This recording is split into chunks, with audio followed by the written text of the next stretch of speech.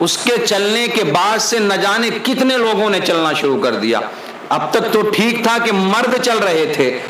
مردوں نے فیصلہ کیا تھا کہ چلو ہم بھی حج کے لیے پیدل جائیں گے، کچھ دور وہ چلے، پھر انہوں نے اپنے فیصلوں کو تبدیل کر لیا، لیکن اب تو حد یہ ہو گئی کہ عورتوں نے بھی جانا شروع کر دیا۔ میرے عزیزو، یہ بات حقیقت ہے کہ مذہب اسلام میں عورت کو حقوق دیے گئے ہیں اور عورت کی عزت کرنے کا حکم دیا گیا ہے، ورنہ آپ دیکھیں کہ مذہب اسلام سے پہلے عورت کو صرف ایک کھلونا سمجھا جاتا تھا، عورت کا کوئی مقام نہیں تھا، کوئی وقار نہیں تھا، عورت کی کوئی قدر نہیں تھی۔ اگر عورت کو کوئی عزت ملی ہے، عورت کو کوئی وقار ملا ہے، عورت کو اگر حقوق ملے ہیں تو یہ آقا کریم صلی اللہ تعالیٰ علیہ وسلم کی آمد کا صدقہ ہے۔ یہ مذہب اسلام میں عورت کو ایک بہت بڑا مقام دیا گیا ہے، لیکن آج کچھ شرپسند لوگ اس بات کو کہتے ہیں کہ مسلمان اپنی عورتوں کو قید کر کے رکھتے ہیں، مسلمان پردے کے نام پر اپنی عورتوں پر ظلم کرتے ہیں، زیادتی کرتے ہیں، لیکن میرے عزیزوں وہ اس بات کو نہیں جانتے کہ ہر قیمتی چیز کو چھپایا جاتا ہے، اور مذہب اسلام کے اندر جتنی بھی قیمتی چیزیں ہیں وہ سب کی سب پردے میں آپ کو نظر آئیں گی۔ اب آپ ایک دنیا کی مثال لے لیں کہ ایک ہیرا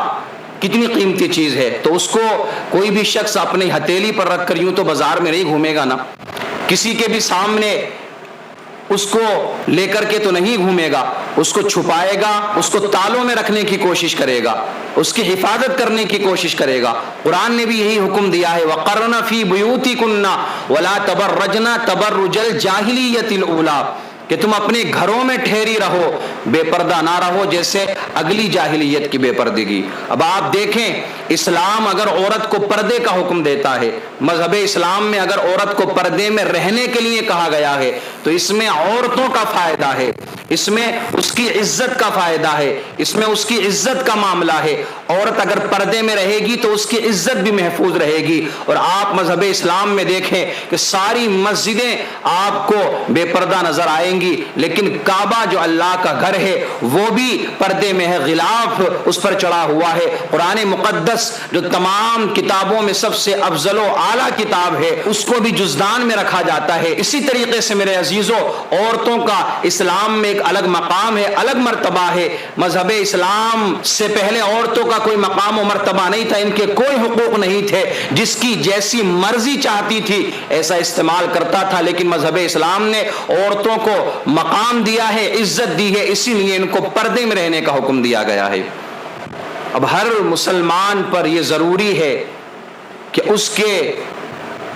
ماتحت جتنے بھی لوگ آتے ہیں، قیامت کے دن ان سے پوچھا جائے گا ان کے بارے میں۔ تو جو مائیں بہنیں ماتحت آتی ہیں، جو بیٹیاں آپ کے ماتحت آتی ہیں، ان کے حوالے سے بھی آپ سے قیامت کے دن پوچھا جائے گا کہ بے پردہ گھومتی تھی، تم نے ان کو روکا نہیں، بے پردہ یہ بازاروں میں جاتی تھی، تم نے ان کو روکا نہیں۔ میرے عزیزوں، کوئی یہ سمجھتا ہے کہ مزار پر لے جانے کے بعد میں بے پردگی کے ساتھ میں اس کی حاضری قبول ہوگی؟ ایسا ہرگز نہیں ہے۔ اب آپ نہیں دیکھ رہے ہیں وہ کہ جو ایک شخص چلا ہے کیرلا سے، اس کے چلنے کے بعد سے نہ جانے کتنے لوگوں نے چلنا شروع کر دیا۔ اب تک تو ٹھیک تھا کہ مرد چل رہے تھے، مردوں نے فیصلہ کیا تھا کہ چلو ہم بھی حج کے لیے پیدل جائیں گے، کچھ دور وہ چلے، پھر انہوں نے اپنے فیصلوں کو تبدیل کر لیا، لیکن اب تو حد یہ ہو گئی کہ عورتوں نے بھی جانا شروع کر دیا۔ یہ بات الگ ہے کہ عورتیں حج کے سفر کے لیے نہیں جا رہی ہیں، بلکہ انہوں نے سرکار غریب نواز کی بارگاہ میں حاضری دینے کا فیصلہ کیا ہے، لیکن اپنے گھر سے انہیں پیدل جانا ہے، بے پردگی کے ساتھ میں جانا ہے۔ میرے عزیزوں، جو ان کے شوہر ہیں کم سے کم انہیں تھوڑی بہت غیرت اور شرم آنی چاہیے کہ ایسے جانے سے کیا فائدہ، 100-200 کلومیٹر آپ چلیں گے، بلکہ میرے عزیزوں یاد رکھیں آپ تو سرکار غریب نواز کی بارگاہ میں جا رہے ہیں۔ اگر آپ سرکار غریب نواز کے نانا جان کی بارگاہ میں پیدل چل کے جائیں گے، اپنی عورتوں کو بے پردگی کے ساتھ میں لے جائیں گے، تو یاد رکھنا آپ کو اس کا کوئی ثواب نہیں ملے گا، بلکہ آپ اور زیادہ گناہ میں شامل ہو جائیں گے۔ داؤد شریف کی حدیث پاک ہے، آقا کریم صلی اللہ علیہ وسلم نے ارشاد فرمایا عورتوں کے بارے میں کہ اگر عورت اپنے گھر کے اندر کی کوٹری میں نماز پڑھتی ہے تو وہ گھر میں نماز پڑھنے سے زیادہ بہتر ہے، اور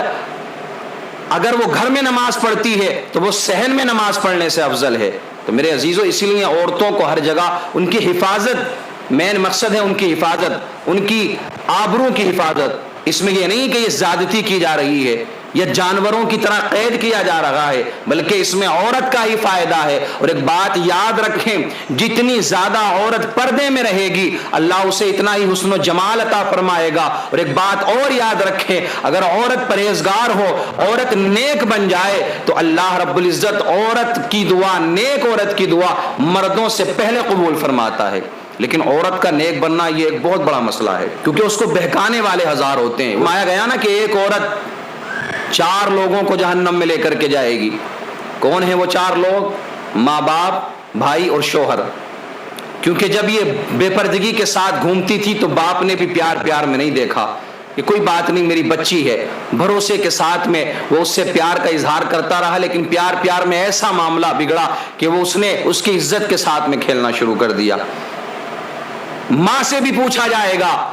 کہ جب تیری بیٹی بے پردگی کے ساتھ میں رہتی تھی تو نے کیوں پردے کا اسے حکم نہیں دیا؟ بھائی سے پوچھا جائے گا نے کیوں پردے کے لیے نہیں کہا؟ بعد میں جب وہ نکاح ہو کے اپنے شوہر کے گھر چلی جائے گی، اگر شوہر نے بھی اس کو بے پردگی کے ساتھ میں بازاروں میں، مزاروں پہ اور جگہ جگہ گھمایا ہے تو اس شوہر سے بھی اس کا سوال ہوگا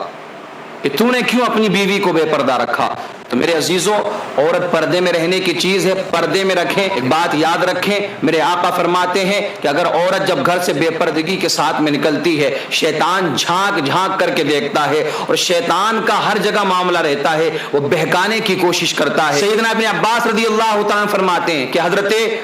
نوح اور حضرت ادریس علیہ السلام کی 2 نسلیں آباد تھی، ایک تو پہاڑیوں پر آباد تھی اور ایک نسل آپ کی نرم زمین پر آباد تھی۔ جو پہاڑیوں والے لوگ تھے اس میں جو مرد تھے وہ زیادہ خوبصورت تھے، اچھی شکل والے تھے، عورتیں کچھ سیاہ تھیں، اور جو نیچے زمین پر رہا کرتے تھے، نرم زمین پر، اس میں مرد سیاہ تھے، عورتیں خوبصورت تھی۔ اب ابلیس انسانی شکل اختیار کر کے جو نرم زمین پر رہا کرتے تھے ان کی بستی میں آ گیا، کسی ایک انسان کے گھر میں وہ انسانی شکل میں آ کر کے رہنے لگا، وہاں خدمت کرنے لگا، خادم بن کے رہنے لگا۔ وقت گزرتا چلا گیا، ابلیس نے ایک بانسری کو تیار کیا، اس کے بعد میں اس نے اس کو بجانا شروع کیا، لوگوں کو آواز اچھی لگنا شروع ہو گئی، میلہ لگنا شروع ہو گیا، بھیڑ اکٹھی ہو گئی۔ اب سارے لوگ اس بانسری کی آواز کو سننے کے لیے آیا کرتے تھے۔ ایک روز ایسا ہوا کہ ایک دن پہاڑی کا آدمی کوئی نیچے زمین پر آیا، یہاں پر عورتیں خوبصورت تھیں، وہ مرد خوبصورت تھے پہاڑی والے۔ جب وہ نیچے آیا، یہاں سارا منظر اس نے دیکھا، اس کے بعد میں وہ واپس اپنے قبیلے میں جاتا ہے، اس نے ذکر کیا اپنے قبیلے میں جا کر کے کہ نیچے کی تو عورتیں بہت خوبصورت ہیں، عورتیں بہت اچھی ہیں۔ پہلے تو ایک آیا تھا، اب سارے قبیلے والے جو پہاڑی والے تھے وہ آنے لگے۔ میرے عزیزوں، جب ان کا آنا شروع ہوا، یہاں عورتیں خوبصورت تھیں، عورتیں بے پردگی کے ساتھ میں رہتی تھیں، اب ان کا آپس میں ملن شروع ہوا، زناکاری شروع ہوئی، اور یہ لوگ اسی طریقے سے گناہوں میں ملوث ہوتے رہے۔ تو شیطان اپنا کام ہر جگہ دکھائے گا۔ شیطان آپ کو کہے گا کہ یہ کہاں ان کی باتوں میں آ رہے ہو؟ شیطان کہے گا کہ آج تو فیشن کا دور ہے، یہ فیشن کا دور چل رہا ہے، یہ پردہ یا یہ نقاب یا حجاب یہ کچھ نہیں ہوتا ہے، یہ ساری بیکار کی باتیں ہیں۔ اسی لیے میرے عزیزوں، آپ اگر کسی عورت کے شوہر ہیں تو آپ کا یہ فرض بنتا ہے کہ اپنی بیوی کو پردے میں رہنے کا حکم دے۔ آپ اگر کسی کے بھائی ہیں اپنی بہن کو پردے میں رہنے کا حکم دے۔ آپ اگر کسی بیٹی کے باپ ہیں تو اپنی بیٹی کو پردے میں رہنے کا حکم دے۔ یہ بات حقیقت ہے کہ جس گھر میں بیٹیاں ہوتی ہیں وہ اللہ کی رحمت ہے میرے عزیزوں، لیکن حکم یہ بھی دیا گیا ہے کہ شریعت کے دائرے میں رہ کر کے آپ نے اپنی بچیوں کی، بیٹیوں کی، بہنوں کی پرورش کی، ان کا نکاح کر دیا تو آقا کریم صلی اللہ علیہ وسلم ارشاد فرماتے ہیں کہ وہ میرے ساتھ میں ایسے جنت میں جائے گا جیسے یہ میری 2 انگلیاں ملی ہوئی۔